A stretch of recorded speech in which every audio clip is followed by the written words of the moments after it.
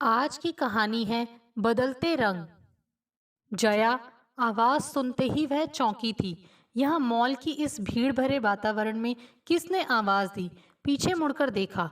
अरे वीणा, तू! अपनी पुरानी सहेली वीणा को देखकर सुखद आश्चर्य भी हुआ था। तू कब आई बेंगलुरु से और यहाँ? अरे, मैं तो पिछले 6 महीनों से यही हूँ। यहाँ बेटे के पास आई हूँ। बीच में सुना कि तेरी बेटी संजना की शादी तय हो गई है। मुझे उषा ने बताया था, पर कुछ ऐसे काम आ गए कि मिलना हो नहीं पाया। उषा ने तो तेरा नंबर भी दिया था, पर वह भी कहीं खो गया। नहीं तो मैं फोन पर ही तुझे बधाई दे ही देती। अरे, यह सब तो ठीक है, पर अब बैठकर कहीं बातें करते हैं। मेरी तो शॉपिंग भी अब पूरी हो गई है और थक भी गई हूँ। कहते हुए जया उसे कॉफी शॉप की तरफ ले गई। हाँ, तो अब यहाँ बैठकर इत्मीनान से बातें कर सकते हैं। वो तो मैं देख ही रही हूँ। लगता है कि बेटी की शादी के बाद तू भी अब काफी रिलैक्स फील कर रही है। वीणा के कहने पर जया को हंसी आ गई थी। शायद तू ठीक ही कह रही है। फिर कॉफी की चुस्कियों के साथ देर तक बातें चलती रहीं। कैसे दिल्ली में शादी का इंतजाम था। दोनों परिवार के लोग वहीं इकट्ठे हो गए थे। एक बड़ा रिजॉर्ट बुक करा लिया गया था। अब संजना और सुकांत अपनी पसंद से शादी कर रहे थे, तो जैसा उन्होंने चाहा वैसा ही इंतजाम कर दिया था। ठीक किया तूने। वीणा ने भी हाँ में हाँ मिलाई। जया, मैं सोचती हूँ कि अगर लड़का लड़की अपनी पसंद से शादी कर लें तो हम लोग कितनी परेशानियों से बच जाते हैं। अब हमारी पीढ़ी के बाद कितना अंतर भी तो आ गया है। हमारी पीढ़ी में जब माता पिता सब कुछ तय करते थे, तब हमें पता भी नहीं होता था कि कैसी ससुराल होगी, पति का स्वभाव कैसा होगा, कैसे हम एडजस्ट करेंगे। कितनी तरफ की आशंकाएं थीं, हमें भी और हमारे माता पिता को भी। पर अब बच्चे जब एक दूसरे को अच्छी तरह समझकर शादी का निर्णय लेते हैं, तो बच्चों के साथ माता पिता भी सुकून का अनुभव करते हैं। जया ने भी तब एक संतोष की सांस लेते हुए कहा था, तू ठीक कह रही है वीणा। मैं बहुत कुछ ऐसा ही अनुभव कर रही हूँ। देर तक गपशप करके जब जया घर लौटी, तो उसके दिमाग में वीणा की कही बातें ही गूंज रही थी। लाया हुआ सामान करीने से जमाया। खाना तो सुबह ही बना लिया था, तो अब कोई जल्दी नहीं थी। कुछ फल काटकर प्लेट लेकर वह बालकनी में आ गई।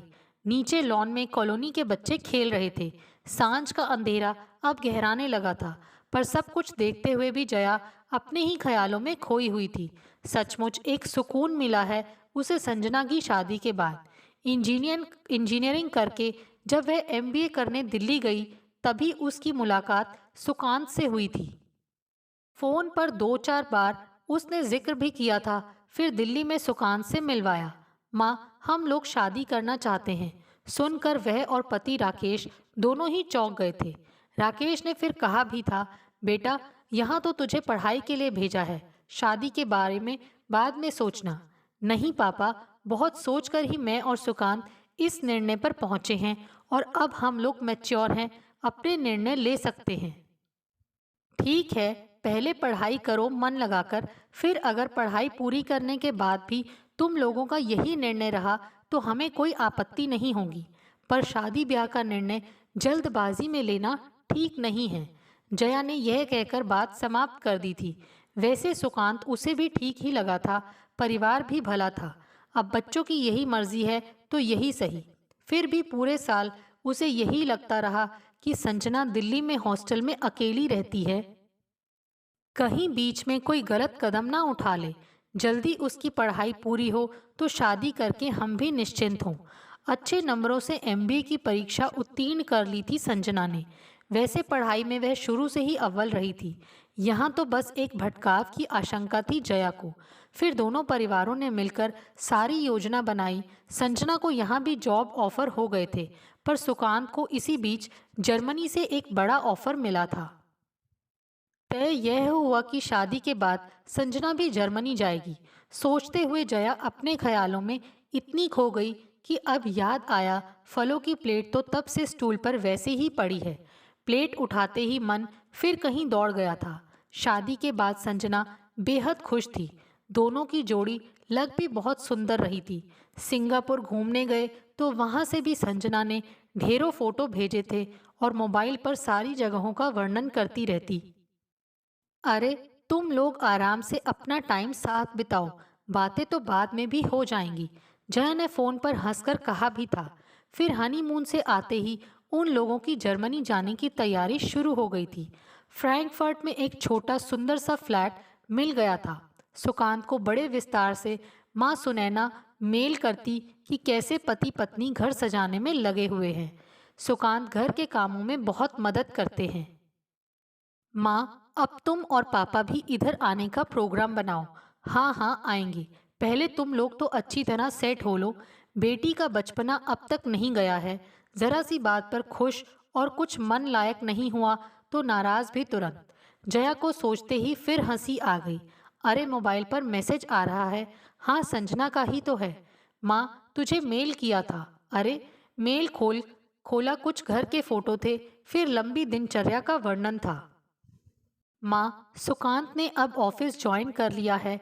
मैंने भी कई इंटरव्यू दी हैं, पर अब तक कोई जवाब नहीं आया है।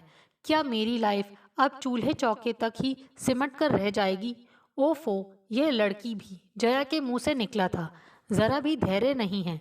अब इंटरव्यू दिए हैं तो कुछ समय तो लगेगा ही।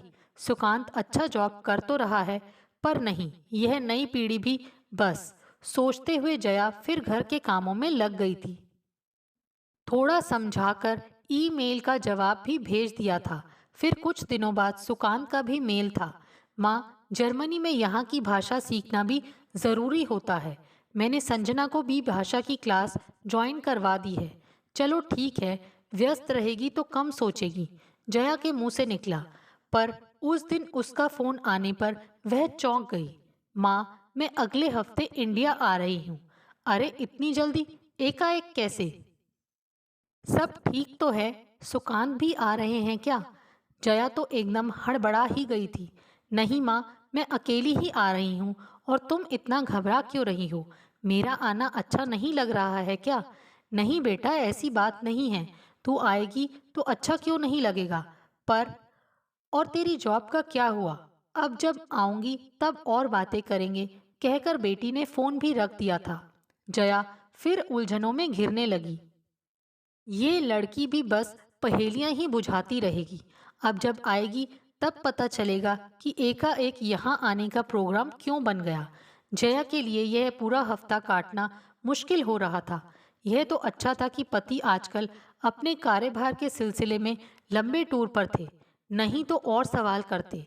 बेटी ने यह भी तो नहीं बताया कि कब कौन सी फ्लाइट से आ रही है। एयरपोर्ट पर किसी को भेजना तो नहीं है।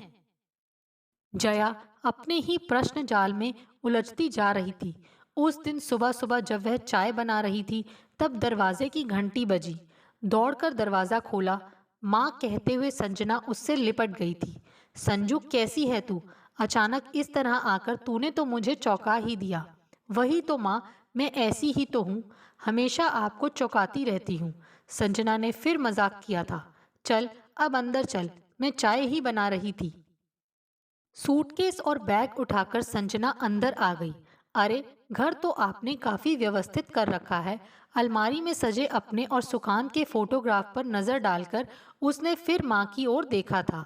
और बताओ माँ, क्या खिला रही हो? मुझे तो जोरों की भूख लग रही है। फ्लाइट में भी कुछ नहीं खाया। अब जो कहेगी वही बना दूंगी, पहले चाय तो पी, कहकर जया चाय के साथ कुछ हल्का नाश्ता ले आई थी। चाय के साथ भी संजना ने बस अपनी फ्लाइट की और जर्मनी के सामान्य जीवन की बातें कही थी। जया जानने को उत्सुक थी कि आखिरकार यह अचानक यहाँ आने का प्रोग्राम क्यों बन गया। ठीक है, शायद अपने आप ही बताए, फिर भी उसकी चिंता कम नहीं हो पा रही थी।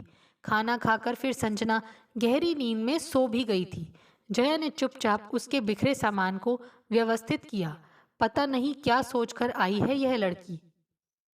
अगर कुछ ही दिनों के लिए आना था तो इतने बड़े दो सूटकेस और बड़ा सा बैग लाने की क्या जरूरत थी? फिर शाम को उसने संजना को अपने पास बिठाते हुए पूछा, हाँ, अब इत्मीनान से बता, सब ठीक तो है ना? अचानक इस तरह आने का प्रोग्राम कैसे बन गया? सुकांत तो आए नहीं, सुनते ही संजना ने कुछ चिढ़कर जवाब दिया, माँ सुकांत क्यों आएंगे? उनका जॉब है, ठाठ से ऑफिस जा रहे हैं। बेकार तो मैं ही थी तो आ गई। बेकार? तू क्यों बेकार होने लगी? ज्यादा कुछ समझ नहीं पा रही थी वह। क्यों? मैं बेकार नहीं हो सकती। जब मुझे वहां जॉब नहीं मिली तो बेकार तो हो ही जाऊंगी, और बेकार वहां बैठकर क्या करूंगी? इसीलिए यहाँ आ गई। अब इंडिया में जॉब देखूंगी। यह सुनकर जया तो और चकरा गई। यहाँ जॉब मतलब तू यहाँ रहेगी और सुकांत जर्मनी में? माँ, अब अधिक सवाल मत करो। सुकांत को जहाँ रहना है रहेंगे। बस मैं यहाँ रहूंगी। कल से कुछ कंपनियों से बात करती हूँ। गलती की जो जल्दबाजी में चली गई। मुझे तो यहाँ इतने अच्छे ऑफर आ रहे थे। बेटी, जॉब ही तो सब कुछ नहीं है। तुम्हारी लाइफ, परिवार। कैसा परिवार? संजना ने फिर टोक दिया था। माँ, मैंने पहले ही सुकांत को बता दिया था कि मुझे कुकिंग और घर के कामों में कोई दिलचस्पी नहीं है। आखिर इतनी मेहनत से पढ़ाई की है तो कुछ काम तो करूंगी। तब सुकांत को भी सब ठीक लगा, और अब जर्मनी जाते ही बदल गए। मैं सुबह शाम खाना बनाऊं, घर व्यवस्थित करूं, सब काम करूं। क्यों? क्योंकि जॉब तो मेरे पास है नहीं, और सब करूं तब भी सुकांत की फटकार सुनूं। घर क्यों अस्त व्यस्त है, खाना बिल्कुल बेस्वाद है, रोटियां कच्ची हैं, सब्जी जल गई है, यह ठीक नहीं है, वो ठीक नहीं है। आखिर यह सब सुनने के लिए तो मैं नहीं गई थी उनके साथ, ना ही इसलिए शादी की। संजना जैसे आवेश में थी। जया ने शांत करने का प्रयास किया। जया बोली, बेटी, तुम दोनों ने सब कुछ देख सुनकर ही तो शादी का फैसला लिया था, तो अब इतनी जल्दी किसी निर्णय पर पहुंचना। हाँ, फैसला लिया था। अपनी गलती को भी तो मैं ही सुधारूंगी, मैं ही ठीक करूंगी, और कौन करेगा? जया समझ नहीं पा रही थी कि क्या कहकर समझाए बेटी को। ठीक है, अभी आवेश में है, 2-4 दिन बाद बात करूंगी, सोचकर चुप रह गई थी। 2-4 दिन बाद फिर ऐसे ही निकल गए थे। कंप्यूटर पर पता नहीं क्या क्या टटोलती रहती है यह लड़की। क्या जॉब सर्च कर रही है? आजकल बात भी तो बहुत कम कर रही है। सुकांत से बात की? उस दिन जया ने पूछ ही लिया था। क्यों? मैं क्यों बात करूं? संजना का तीखा उत्तर। अरे, अपने यहाँ पहुंचने की सूचना तो दे देती। जब सामने वाले को जरूरत नहीं तो मैं क्या बात करूं? संजना का दो टूक उत्तर। देख बेटा, उस दिन मैंने तुझसे कुछ नहीं कहा था, पर अब सुन। शादी ब्याह कोई गुड्डे गुड़ियों का खेल नहीं है, और इस प्रकार लड़ने झगड़ने से दूरियां बढ़ती हैं। हमें थोड़ा बहुत एडजस्ट भी करना होता है, नहीं तो शादी टिकेगी कैसे? ना टिके, मुझे कोई परवाह नहीं। मैं क्यों एडजस्ट करूं?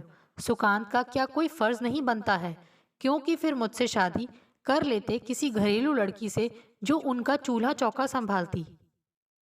और माँ, मुझे अब इस बारे में कोई बात करनी भी नहीं है, कहती हुई संजना तेजी से उठकर अपने कमरे में चली गई। जया जड़ होकर रह गई। तो क्या यह पति से अलग होने का मन बनाकर आई है? अभी तो मुश्किल से 6 महीने भी नहीं हुए होंगे शादी को। क्या करे? आजकल तो राकेश भी यहाँ नहीं है, नहीं तो वे ही समझाते अपनी बेटी को, पर अभी तो यह कुछ समझना ही नहीं चाह रही है। क्या करे? क्या सुकांत से बात की जाए? पर बात क्या करे? पहले यह खुलकर तो बताए कि चाहती क्या है, क्यों अचानक इस प्रकार यहाँ आ गई। जया का जैसे दिमाग काम ही नहीं कर रहा था। बेटी कुछ समझदार है, अपने निर्णय लेना जानती है, कोई फैसला उस पर थोपा भी तो नहीं जा सकता। उस रात ठीक से सो भी नहीं पाई थी। रात भर लगता रहा कि कहीं कोई गलती उससे हो गई है। ठीक है, बेटी की पढ़ाई पर ध्यान दिया, पर शायद जिंदगी के व्यवहारिक ज्ञान की शिक्षा वह नहीं दे पाई। उसे अपने विवाह के शुरुआती दिन याद आ रहे थे। उसकी शादी तो माता पिता की मर्जी से हुई थी।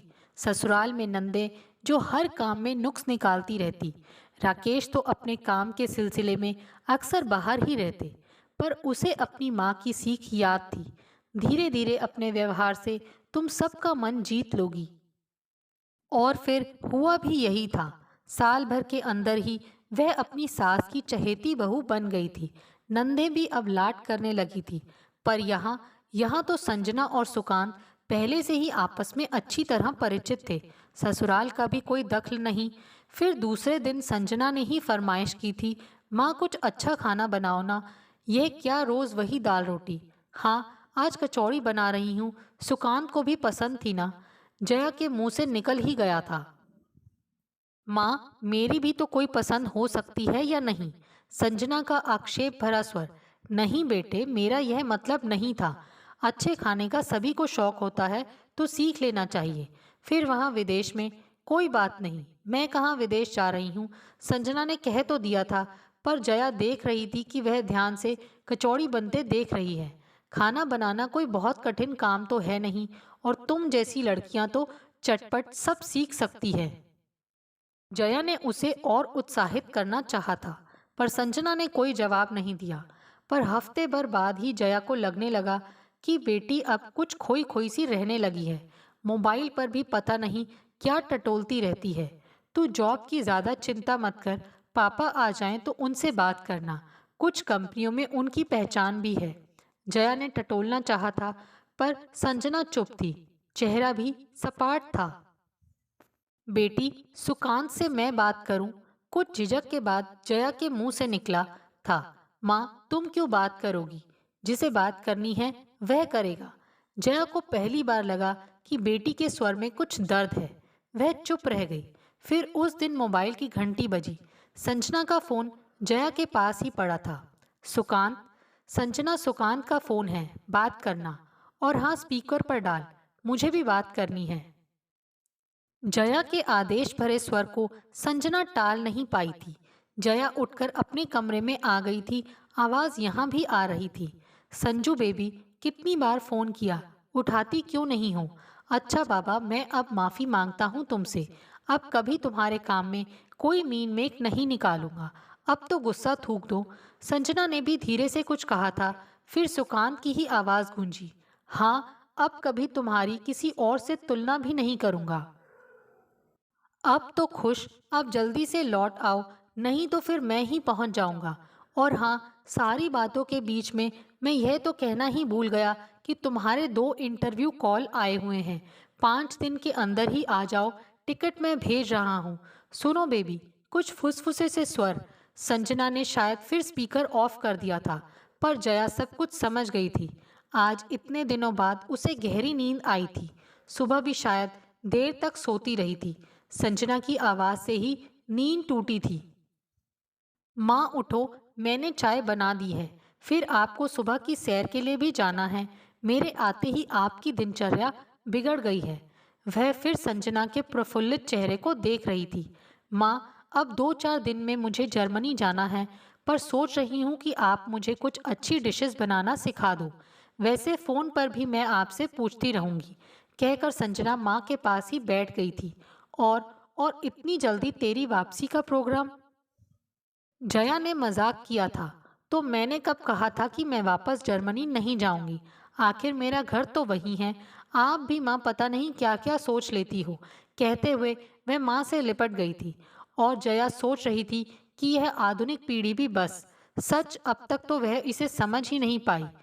पर एक संतोष भरी मुस्कान जया के चेहरे पर भी थी। दोस्तों, आपको हमारी ये कहानी कैसे लगी? प्लीज़ कमेंट्स करके बताइए। Thanks for watching this video.